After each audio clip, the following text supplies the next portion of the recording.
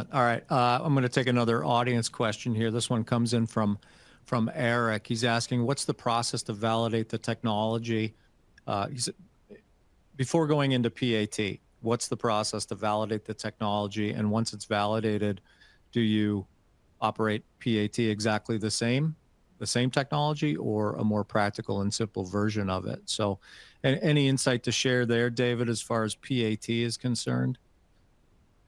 Well, I would say, first of all, know your process well, because I think the danger is to jump on all these technologies that are amazing. But first of all, know your process well. I think it starts there. And once you have enough process understanding, yes, then move on to your PAT technology, whatever you choose, for instance, Raman or capacitance or whatever it might be.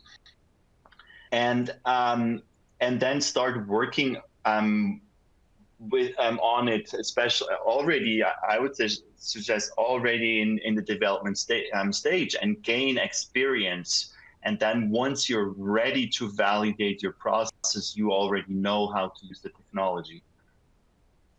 Very good, very good. How do you feel about taking on some AI questions? There's a couple of them that just came in. Well, let's try. Let's try it. I'm gonna try to jam them into one.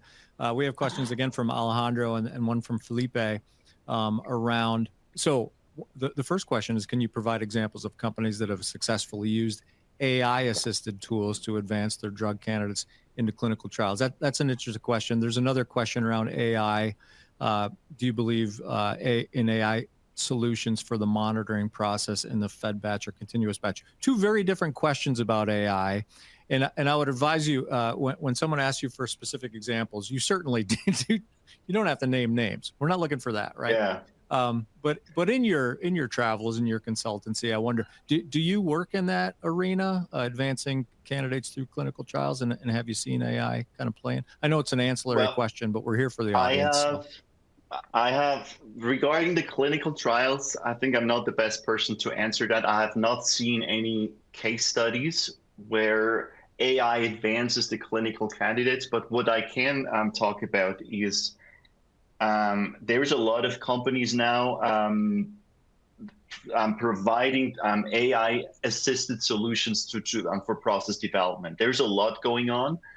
I think right now there's still a hype. That's my personal question. There's definitely some good in it. My question I always I'm asking myself, and also asking those folks, how well founded is it on what's really going on in your cells? Because we work with biological cells, or like in a biological system. So yes, AI can predict a lot, but it's also the kind of quality you feed into your AI model that will then depend on how well you predict AI. And what I notice also is the closer you get to manufacturing, the less resistant you face from people, and say, well, AI may be later, not right now, because we still have to figure out how it works. And I think there are quite some important validation concerns still with AI.